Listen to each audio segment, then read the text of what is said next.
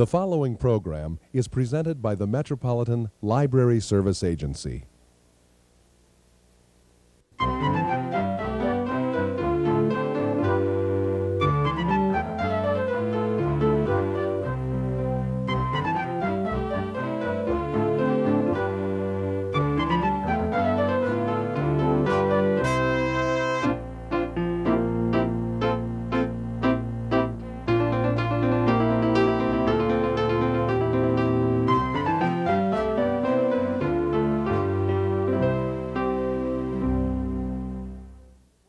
Hello, welcome to All About Kids, a program focusing on the interests of children and young people and some of the issues affecting them. Do you remember as a child your mother telling you important things like take your elbows off the table, don't chew with your mouth full? You vowed you'd never say them to your own children, but you find that as an adult you're repeating those very same cliched statements. Our guest today, author-editor Bruce Lansky, will be talking about some of those funny things moms have said, discussing his new book, Moms Say the Funniest Things, with local comedian Scott Novotny. Hi there, I'm Scott Novotny, and I'm going to be interviewing Bruce Lansky here, who's the author of Moms Say the Funniest Things, and this should be kind of a fun little interview. How are you doing, Bruce? I'm fine. I'm looking forward to finding out what it is that we're going to talk about today. Yeah, me too. I'm really excited about figuring out what we're going to talk about for this book here. Moms Say the Funniest Things. This is on sale now, isn't it? Is that correct? Yes, it is. The idea is it's a fun Mother's Day gift, and the idea is that if kids take a look at this book, they're going to find out many of their mother's favorite expressions. And when the title says Moms Say the Funniest Things, and the truth is that the word funny in the title refers to, I can even hold it here, refers to the idea that most of the times when moms say something like, you can't fool me, I'm your mother, I have eyes in the back of my head, kids don't laugh at that in the sense of laughing with mom. They're laughing kind of at mom because it's such an outrageous idea. And so I think one of the things we can talk about is the psychology involved. I mean, what's mom really doing when she says, I have eyes in the back of my head? What is she really saying when she says... She's referring to the fact that she's an alien from outer space, Right. probably. I always thought as a kid when they said that line, well, doesn't it burn your eyes when you roll those curlers in your hair? And so, as a kid, you always come up with those stupid thoughts in your head, Right. little comebacks to that. Well, my guess is that if kids listen to this show, listen to what we're saying and watch the show, they're going to find some fantastic retorts, snappy comebacks, because I'm going to expose a lot of the lines that your mother either says right now or will say, because moms listening to the show should be taking notes and writing down these spectacular lines, because if you don't use these lines, you're really missing out. Well, if you don't, and if moms are out there right now, and if they don't think that their lines are in here, maybe we should give them a little quiz Do the survey, here. yeah. Okay, this is a little survey. Where's my camera? I don't know. Anyway, for example, you might say, I'm not your A, maid, or B, short order cook. So one of those two. Is that familiar? Does that strike a chord? How about this one? Because I'm your mother, that's why. Oh, I've never heard that one before. What? Just kidding. I got that one from Vicki Lansky. That's her favorite line. And it doesn't work on my kids, but that doesn't stop her from using it. Because I'm your mother, that's why. That's right. End of sentence, say, period. So what? Yes, right. Well, if your friends jumped off the, I guess it would be the Mendota Bridge, more of a local thing than the Brooklyn Bridge, does that mean you have to jump too? Well, or kids will go, well, yeah, if there's a bungee cord involved, Or how about if all your friends did it on national TV, on the Donahue Show, would you do it? If all your friends did it on Oprah, would you do it too? Yeah. I guess it depends what it is, doesn't it? Could be fun. Depends on the time slot. All right. It's prime time or if it's just, daytime, Right. Just wait till you have kids of your own. Yeah. Well, I have a kid of my own now. And did anything change? Not yet, because he's he hasn't learned the English language. I keep picking him up and say, learn the English language. Things will be a lot easier for you than going, I mean, it's just, I think he's trying to communicate, but he gotta get hooked on phonics. So he's not going to, if you use all these lines, he's not going to really get it yet. No, but I'm going to memorize some of these Okay. lines, even though it says mom say the okay. funniest thing. I think dads can say these too, and That's get true. the same kind of, because it's a gender thing. And Sure. As long as you live under this roof, you'll live by our rules. Well, even I remember even in college age that I mean you can't bring a girlfriend home and then go. That line still was applying to me even Right. when I was older. Were you bringing girls We'll not get into your that right room now. while you were in college? Okay. Don't make a mountain out of a molehill. Yeah. Who said that one? Who has not said that one? Right.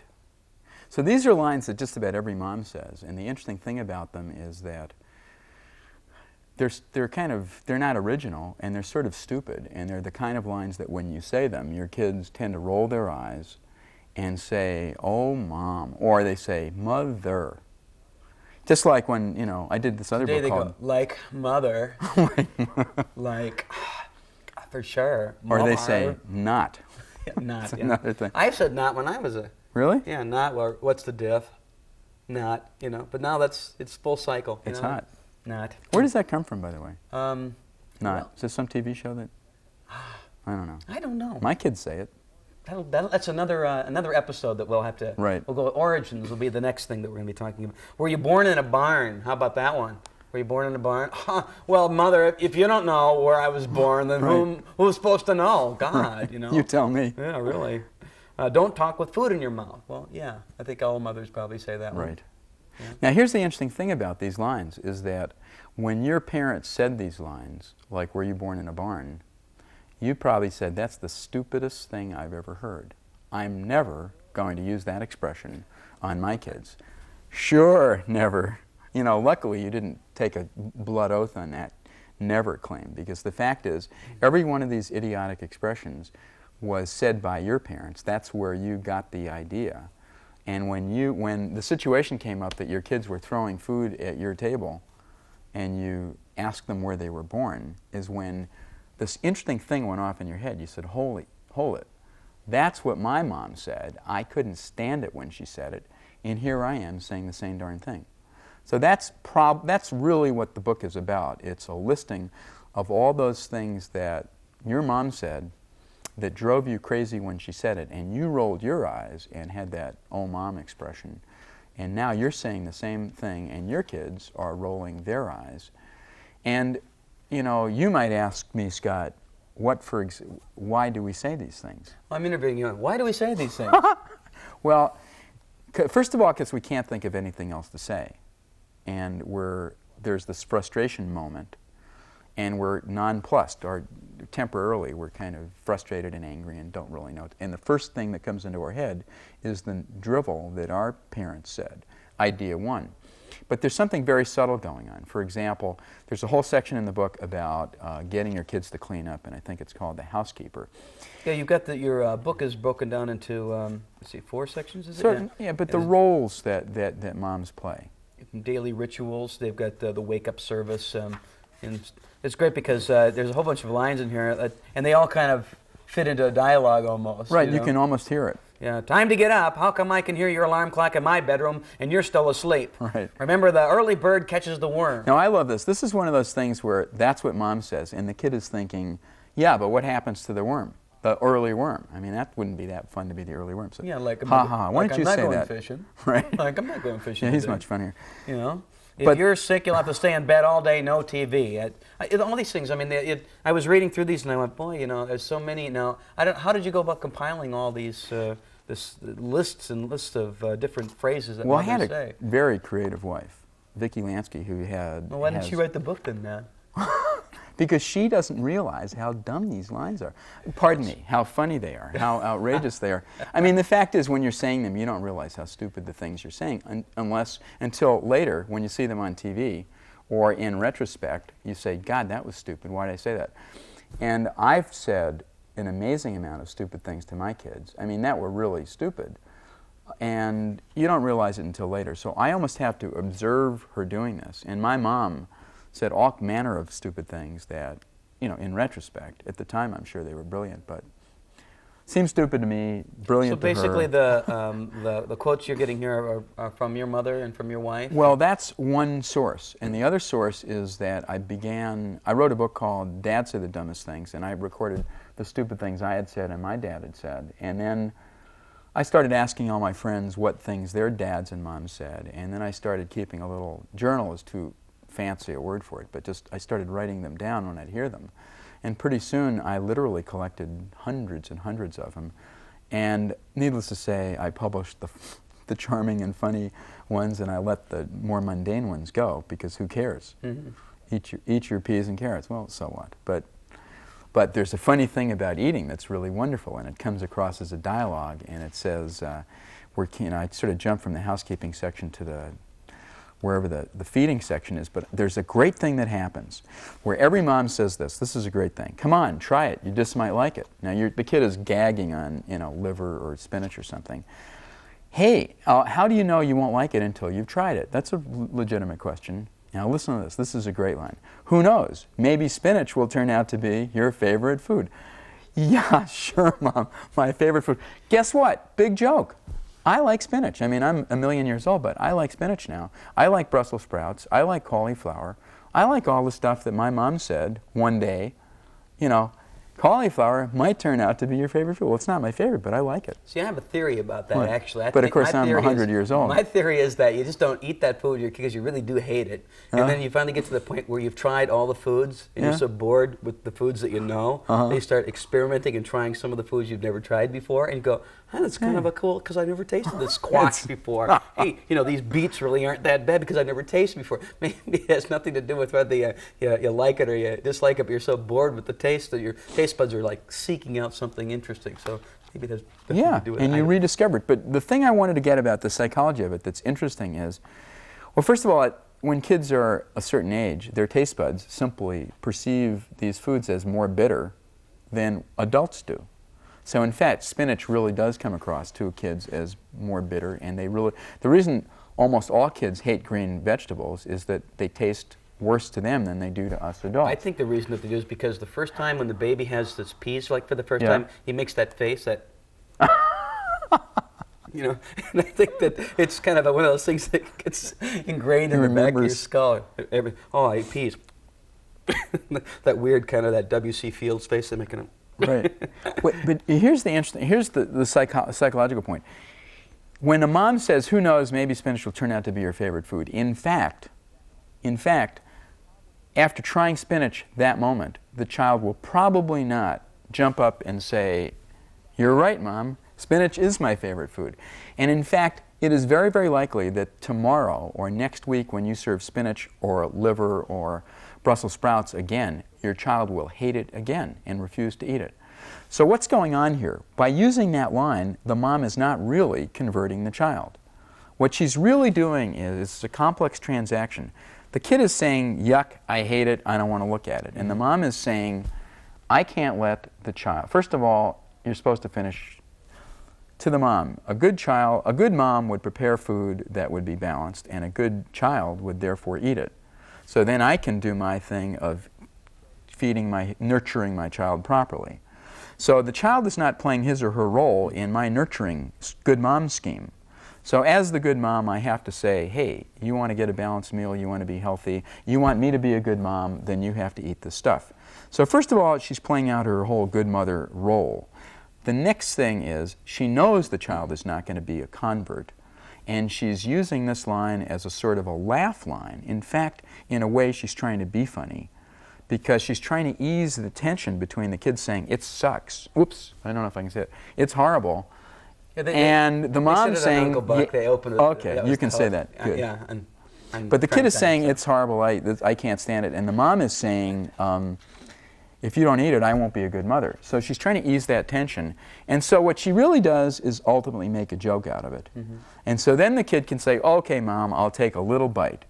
And then she gets out her microscope. The kid gets the microscope and gets the tweezers and takes a bite that big.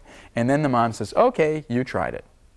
So it really is it's almost like a way out of this horrible power struggle, which happens. I was going to say about the housekeeper. The mom says, she says, What happened to the floor? I can't find it. This is great. When was the last time you made your bed? Your room looks like a tornado went through. Now, Vicky, that's a Vicky line. And then it should be declared a federal disaster area. Cool, really? Tornado, cool. Federal disaster? All right. All right, I like it. Salvation Army, going to come and take my stuff away?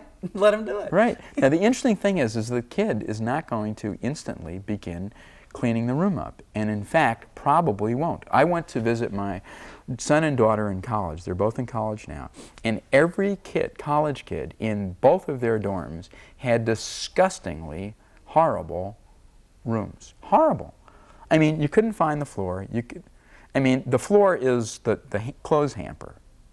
And the floor may well be the bed for all I could tell, because the bedclothes were on the floor. Now, I mean, they're still in college. Now, the question is, at some point, it's going to kind of be like my neighbors, where you walk in the house and it's all spick and completely clean. Now, I don't know where that turning point is, but it will happen. And my guess is it's when the girl invites a guy up to her room or to her apartment for coffee, or the guy does the same thing, and it dawns on him, hey, she'll think I'm a slob and won't like me. So that's maybe when it happens. But I mean, I'm telling you, moms, up through college, it's a mess. And most singles, I mean, that could be a mess too, but at some point it happens, and it probably won't. But here's what happens. She knows she's not going to convert the kid, but she still says this stuff. And this is one of the all-time great lines. Don't expect me to clean it up. This isn't a hotel, and I'm not your chambermaid.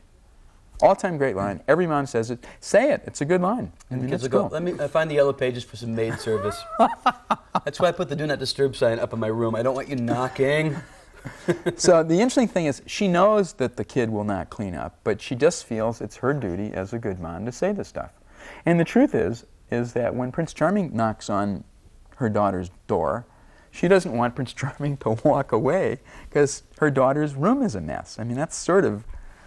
But isn't it kind of a con, really? I mean, isn't it like the... Yeah, it's a con. Yeah. The whole thing is a con. Yeah, from both sides, isn't it? Well, we're really getting into it, because I think these things fulfill your sense of being the good parent. Mm-hmm. So the parent wants to be the good parent, and frankly wants the child to play the role of the good child. But very few kids take that role naturally. The more natural role is, give me a break. Yeah. You must be kidding. I don't want to do that. That's too much like work. Yeah. I'm lazy. I want to do as little as possible and make the most. Hey, I'm still doing that today. What? It's the story of your life.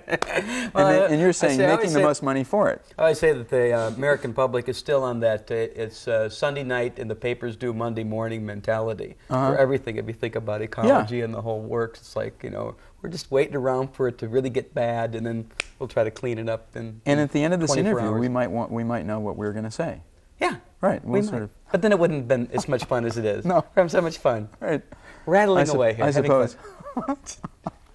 Now, this book is broken. It's got daily rituals. Don't mess around with mom, around the house, unsolicited advice. And then you've got like different hats that a mother plays. So many different hats here. I mean, there's so many hats. You've got wake up service, educator, hygienist. Yeah, I don't know. I want to say a good word for mom, because there's one wonderful chapter. It's called The Consoler, because every mom has kind of be a very supportive role, because at times the kids have problems and screw-ups, and the mom, I suppose in our family, see, Vicky used to pick up the kids and kiss each owie, and I would be more in the camp of, kind of like the coach, which is let them run around, run it off. A couple laps around the field, you'll feel a lot better. Just walk off that broken arm. Just walk it off. Huh? She would be great at that. Here's some of the lines from The Consoler. The kid feels bad. The setup is the kid feels bad because the kids are teasing her at school for being chubby or being having red hair, or wearing braces, and so mom says... Kids are cruel, aren't they? Oh, they're terrible. So what does mom... So I come home and the kids tease me because I have these new braces. So mom says... Oh, here it is, in the middle of the page. Which one? They may laugh at your braces now, but in a few years when your teeth are straight, you'll have the last laugh. I love that, right. It is. Can you imagine laughing? You finally can get those things. You can't even laugh when you have You're those lucky to be flat-chested. When you're 60, you won't sag into your soup. And see, moms can find a good thing about anything. And I love this. I'd trade my gray hair for your acne in a minute.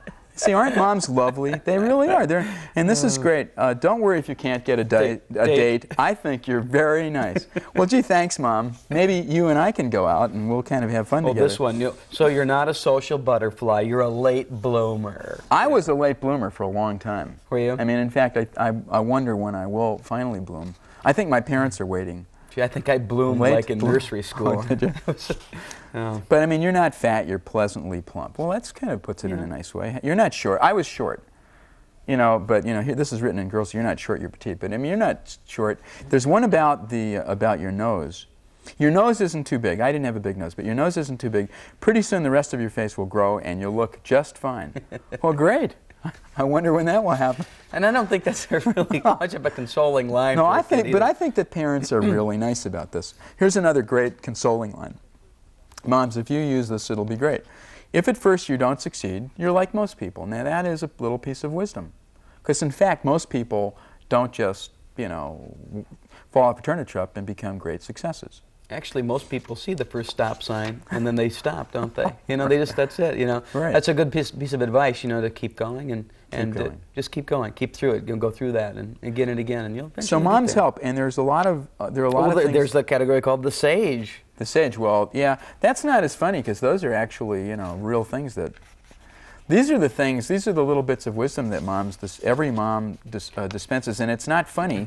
The pot shouldn't call the kettle black. I never knew what that meant. You know what I never knew what it meant to say, you can't have your cake and eat it. I always say, I don't know, why not? Yeah, that's two pieces of cake. Sounds stupid. Why would anybody buy cake if they couldn't have any? Do you ever think about that? Yeah. That's a stupid expression, but... Well, that has historical Now, here's a reference, good one. You can't turn... Now, this is good advice. You can't turn back the clock, but you can wind it up again. That's pretty good. Yeah. Good advice. See, moms really do. You can never be too skinny or too rich. Well, that's true, I suppose. I guess so. When the towing gets tough, the tough goes shopping. Now, here's one that my mom said, don't throw the baby out with the bathwater. Did you ever understand that when you were a kid? Well, I just said that'd be pretty stupid. Right. And, don't think of kids in a big bath. Some of these expressions are so old. Because people take baths in bathtubs. Actually, we don't even take baths anymore. We take showers.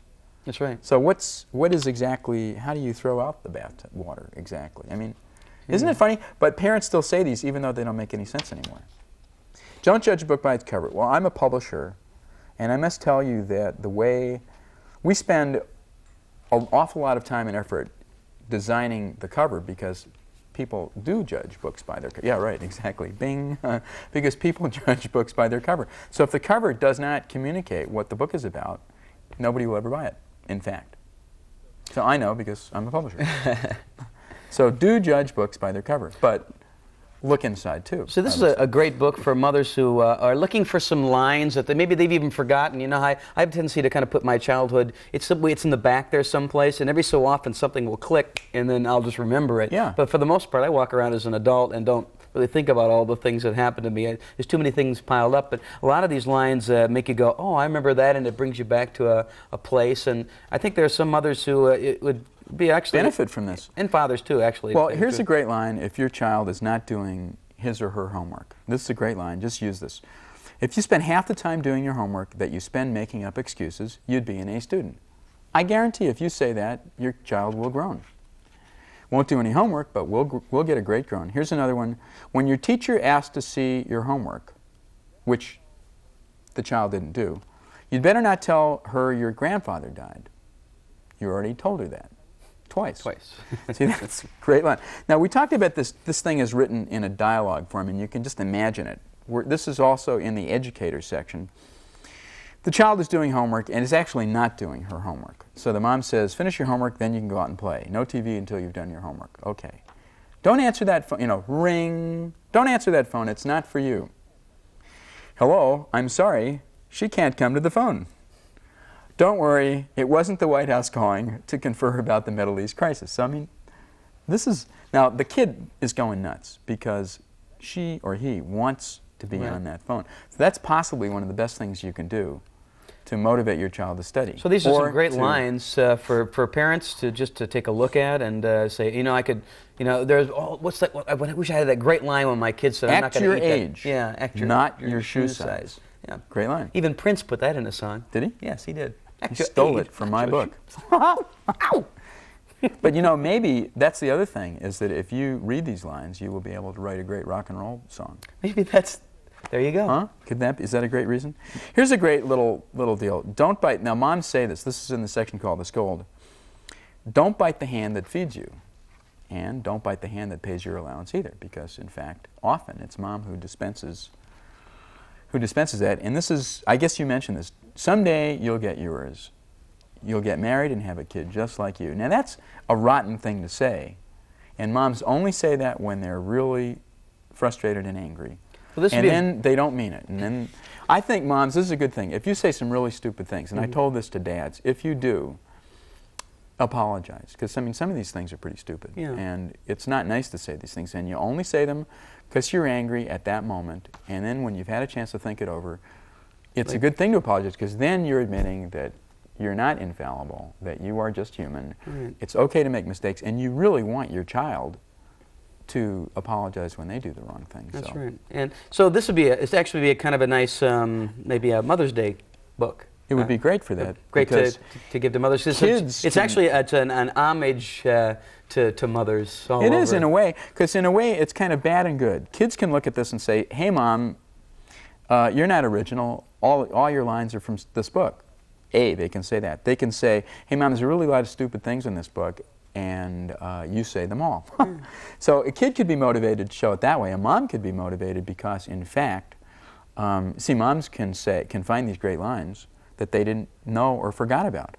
For example, you know how your kid is developing horrible posture just based on the way they're sitting around and slouching around, and you can remember to say, you know, don't make a face or it'll freeze that way. Don't cross your eyes or they'll stay crossed. Did your mom say this stuff? Yeah, I think Kelvin Don't Hobbes stare. actually started to try that and try to get his face. That was Oh, really? Don't stare or your eyeballs will get stuck. Don't stick out your tongue or you'll trip over it. That's Well, good there's so advice. many different things in here. We could go on and on and on, but we only have a half an hour and we're about done here.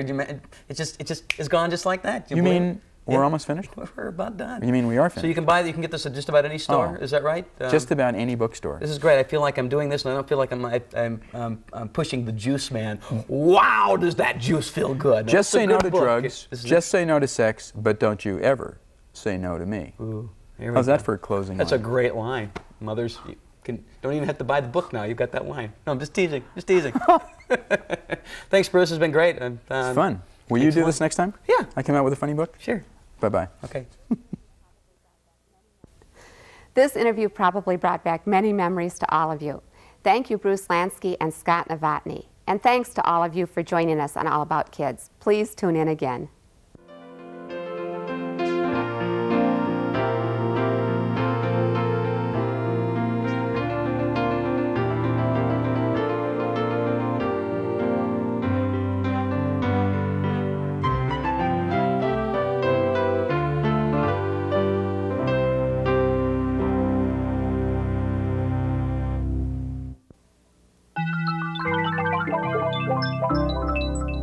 This has been a presentation of Hennepin County Library in conjunction with the Twin Cities Metropolitan Library Service Agency. We thank you for watching, and we hope you visit your public library often.